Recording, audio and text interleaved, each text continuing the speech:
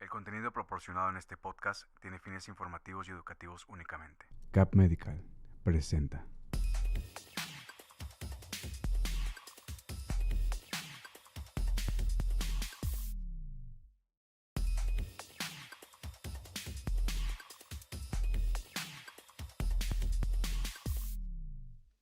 ¿Cómo están? Muy buenas tardes a todos. Es un gusto estar aquí con ustedes en la consulta virtual y que en estos últimos programas vamos a hablar acerca de los resúmenes de cada una de las especialidades que se ven en la Academia Mexicana de Neurología y que quisiera a ustedes traerles todas las actualizaciones del año, qué hay de nuevo, qué podemos esperar para un control adecuado de nuestros pacientes en cada una de las principales ramas, las cuales las dividimos por los días que nosotros empezamos a ver. La semana pasada fue el primer día que se habló acerca de esclerosis múltiple. En esta ocasión vamos a hablar acerca de demencias. El próximo día vamos a hablar acerca de movimientos anormales y Parkinson.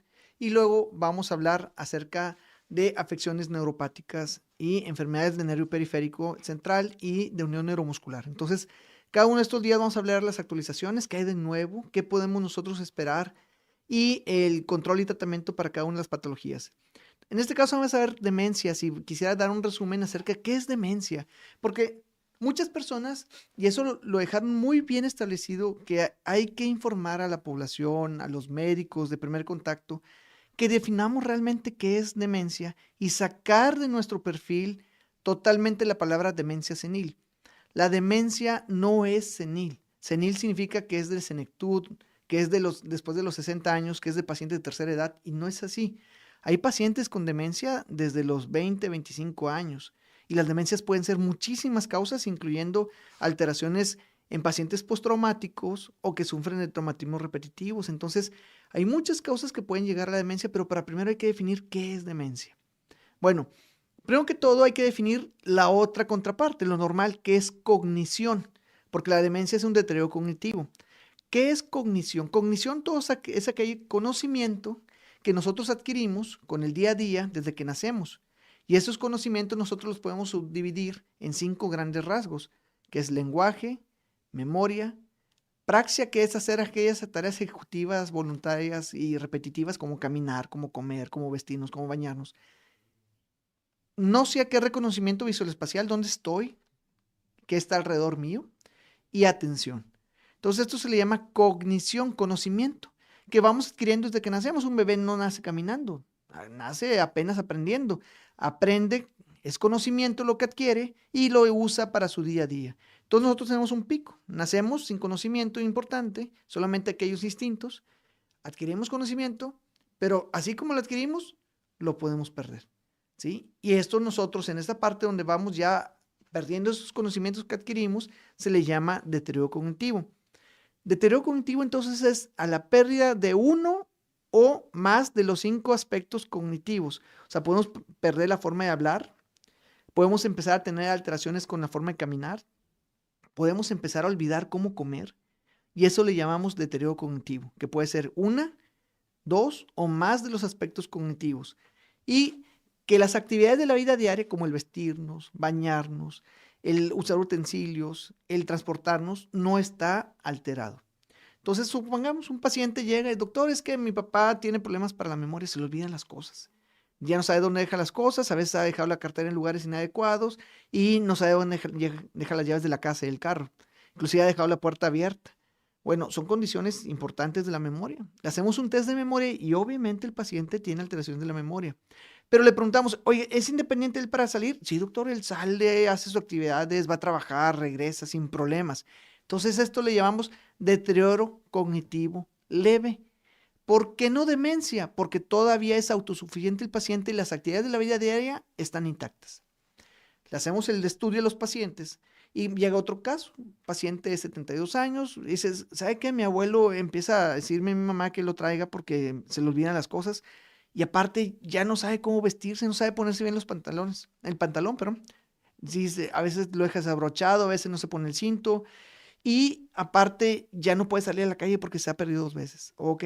Entonces ahí ya tenemos un paciente que tiene alteraciones cognitivas y que aparte sus actividades de la vida diaria ya no son eficientes y necesita a alguien que le ayude para que puedan hacer esta actividad de la vida diaria. Eso ya le llamamos nosotros demencia. y que esto se debe de corroborar con escalas clínicas para establecer que sí tiene un puntaje más bajo de lo normal y que nosotros podemos con esto establecer que sí tiene una demencia. ¿Ok?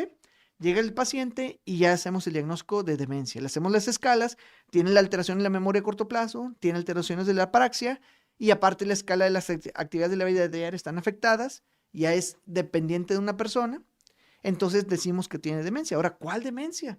¿Cuáles? Hay muchas. Dice, doctor, no nada más hay Alzheimer, no nada más hay senil. Senil no existe. Bueno, la demencia por Alzheimer es una de las principales demencias en el mundo. La causa principal de que un paciente tenga alteraciones cognitivas, ¿sí? A pesar de que pensamos primero en Alzheimer o en otras cosas, es depresión. La depresión es una causa de pseudodemencia, es una falsa demencia. Utilizamos nosotros algunos otros neurotransmisores para mantenernos sin depresión, sin ansiedad, tranquilos, pero esto nos hace que no usemos esos receptores o esos neurotransmisores en mantener una memoria adecuada y tenemos problemas con la memoria. Entonces, la depresión es una causa importante en el mundo para tener alteraciones cognitivas, principalmente las alteraciones de memoria y de praxia. Entonces, la causa común y número uno en el mundo es depresión, pero ya las verdaderas causas de demencia las dividimos en dos grandes grupos, reversibles e irreversibles. ¿Qué significa? 8% de las demencias en el mundo pueden ser causadas por problemas que pueden revertirse al mejorar el aspecto que está con el paciente, lo que lo está dañando. ¿Cuáles son estas?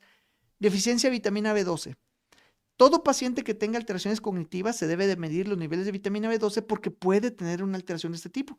Acabo de hacer el diagnóstico la semana pasada de una paciente, bueno, no la semana pasada, no, ayer mismo, ayer lunes, y que ya me salió el resultado de anemia perniciosa.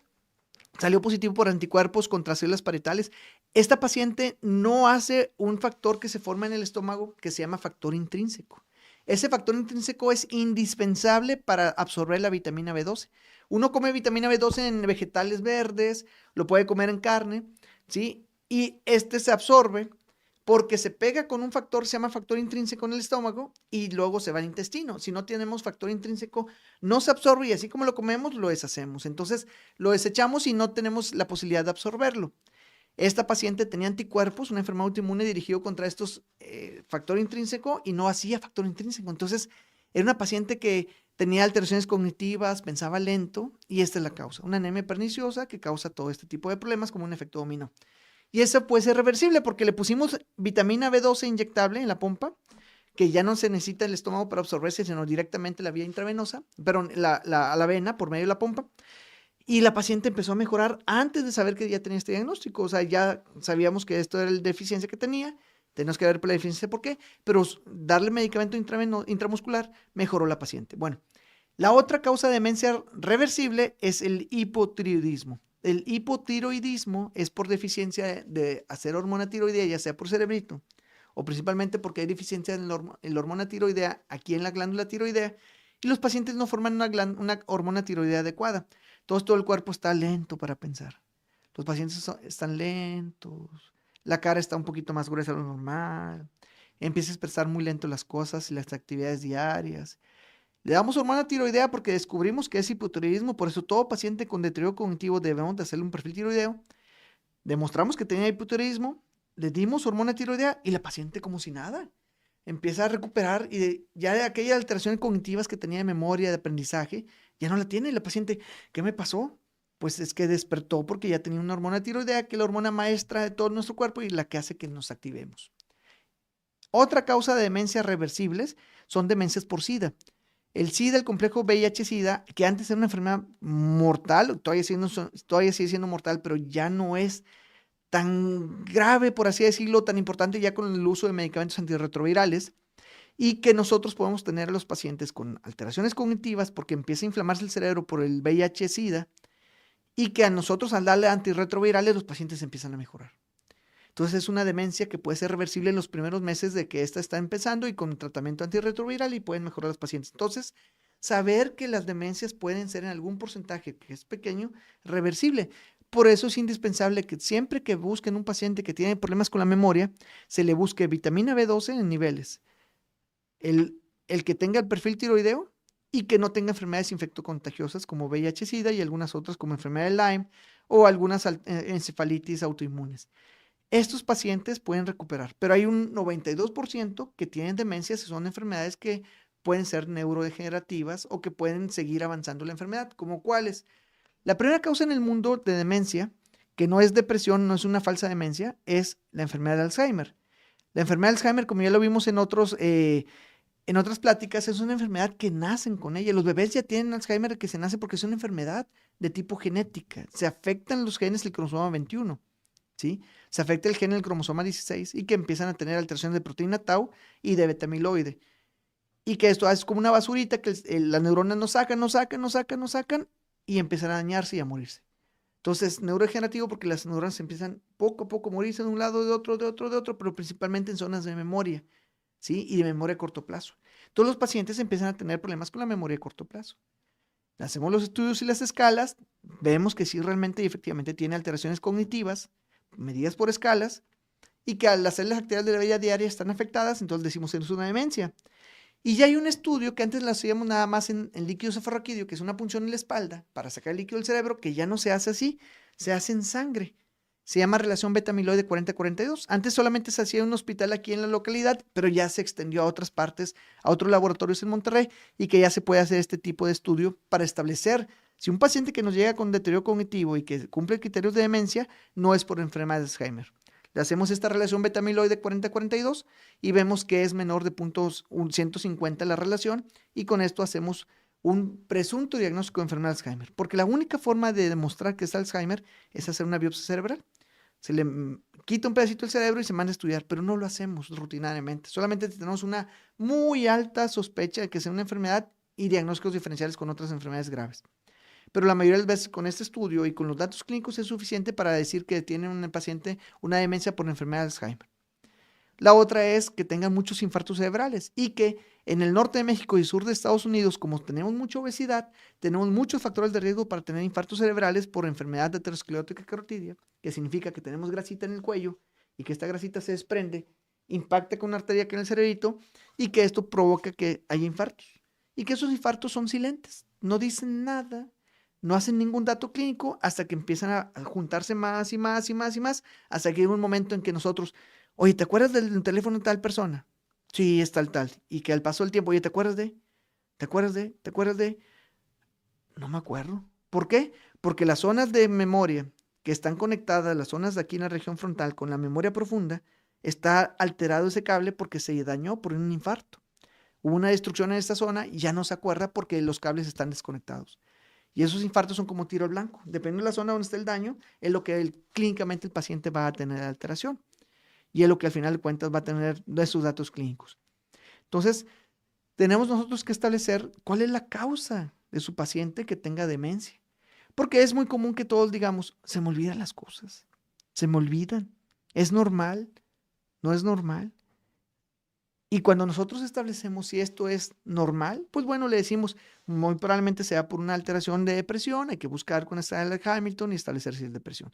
Hoy es totalmente normal. Hay que buscar la causa, no llamarla todo demencia senil, sino demencias por algo. Demencia reversible por un hipotiroidismo o irreversible porque tiene una enfermedad neurodegenerativa como Alzheimer, como demencia vascular, como demencia frontotemporal, como la que tuvo el actor Bruce Willis, que se llama una variante logopénica de demencia de Alzheimer atípica, que se llama afasia progresiva primaria. Y hay muchos otros subtipos de demencias que son raras enfermedades que tenemos que investigar a fondo porque cada una tiene su tratamiento. Y eso es a donde el punto que voy. En este resumen de la Academia Mexicana de Neurología, aparte que nos dijeron que no sea demencia senil porque no existe como tal, y que llegamos a un diagnóstico definitivo ya teniendo las herramientas necesarias en nuestro medio para llegar a este diagnóstico definitivo, también pongamos énfasis en que ya hay cada vez más medicamentos en experimentación y otro nuevo medicamento para la enfermedad de Alzheimer. La enfermedad de Alzheimer es causada, como les decía, porque empieza a haber una basurita, las cuales no podemos quitar, y esa basurita se apelmaza, y si antes comunicaba una neurona con otra diciéndole por este camino, oye, ¿te acuerdas de tal teléfono de tal persona? Sí, es tal. Ah, ok. Y ahora va a haber basura aquí. Oye, ¿te acuerdas de? La carretera de información va a estar lesionada porque hay una basura que está en medio que no deja que se comuniquen correctamente las neuronas. Y esta basura nosotros le llamábamos placas seniles. Tal vez por eso le decían demencia senil, pero no es así. Estas se llaman placas seniles. ¿Qué es las placas seniles? Son depósitos de una basura que se llama beta-amiloide, el cual está afectándose. Bueno, ya hay medicamento que apareció hace 2 años, donde nosotros podemos ir, unos anticuerpos con unos misiles cargados, específicamente contra las placas seniles, llegan, ¡pum!, los destruye y empieza otra vez a ver la conducción de la información. Pero este primer medicamento tuvo problemas en algunos pacientes de provocar hemorragias cerebrales. Y por eso se detuvo este tratamiento, ¿sí? Y ya va a venir un segundo nuevo medicamento a México para que nosotros tengamos esta misma función sin el daño de provocar hemorragias a los pacientes, con una previa valorización de estudios de imagen para establecer que no tenga esa posibilidad de tener esas hemorragias. Entonces tenemos ya al alcance estas herramientas y muy probablemente para el 2024 venga el segundo medicamento, aunque ya el primero ya no lo están usando tanto, ya venga un segundo medicamento que pueda tener la aprobación para enfermedades de Alzheimer y que podamos otra vez tener un tratamiento que pueda ser efectivo para enfermedad de Alzheimer. Tanto avanzado así que ya podemos tener tratamientos efectivos para esto. ¿Qué otra cosa hemos visto nueva en demencias? Que también disponemos para hacer un estudio en pacientes que tenemos alta sospecha de tener Alzheimer y que no queremos hacer una biopsia cerebral, hacerle un estudio que se llama proteína beta de Pittsburgh, en un estudio que se llama SPECT. Lo metemos en una cámara, le ponemos un fármaco en la vena, ese fármaco se va a pegar con esas proteínas anormales que se llaman amiloides, placas seniles, y se pintan de verde o se pintan de rojo, dependiendo de qué color le queramos poner en la máquina. Y ya nos dice si está muy pintado o poco pintado con relación a personas de la misma edad. Y decimos si tiene o no el alto riesgo de tener enfermedad de Alzheimer. Y eso se llama un SPECT con proteína beta de Pittsburgh. Y que no teníamos disponibilidad de tenerlo, pero ahora ya tenemos la disponibilidad aquí en la ciudad de tener este tipo de estudios y que con esto podemos ser más efectivos en el diagnóstico de esta enfermedad y que esto es un gran avance para nuestra ciudad para poder disponer de este tipo de estudios. Esto aunado a que hay otros tipos de demencias que antes no eran reversibles y que ya podemos hacer reversibilidad de este cuadro, como en demencia por VIH-Sida, demencia por enfermedad de Lyme, le hemos ganado cada vez poco a poco más el tratamiento y el control a algunos tipos de demencias, y algunas que ya estaban predestinadas ya podemos empezar a disponer de medicamentos para esto. Nuevamente, ya por último, como resumen, saber que ya no existe demencia senil como tal, hay que llamarle demencia secundaria a algo que tenemos afectados en nuestro cerebro, que cada vez vienen nuevos medicamentos para un control adecuado en este tipo de subgrupo de pacientes, que hay demencias reversibles y que nosotros tenemos que estar bien establecidos cuándo es deterioro cognitivo leve, cuándo es demencia. Y que con esto podemos nosotros llegar a un diagnóstico definitivo con nuestros pacientes, dar un tratamiento adecuado. Y aparte de esto, y que esto será un tema aparte, totalmente distinto a los diagnósticos, sino un control, el control de los pacientes por medio de cuidadores, ya sea cuidadores primarios o cuidadores secundarios pagados por el paciente. Pues nuevamente, como resumen, decirles que las demencias son alteraciones cognitivas y que también se afectan las actividades de la vida diaria del paciente, que no se saben ya vestirse solos o conducirse fuera de la casa solos, y que nosotros tenemos cada vez más armas para controlar este grupo de pacientes y que es un manejo multidisciplinario por neurólogo, geriatra, el cuidador, el fisiatra, rehabilitador y no rehabilitador para tener un control adecuado con nuestros pacientes. Muy bien, la próxima semana tendremos nuevamente una consulta virtual donde hablaremos acerca de trastornos de movimientos anormales y enfermedad de Parkinson y que nosotros vamos a hacer un resumen de lo que se vio en el tercer día de actividades de la Academia Mexicana de Neurología y que el cuarto día hablaremos de neuropatías y alteraciones del nervio periférico y neuromuscular.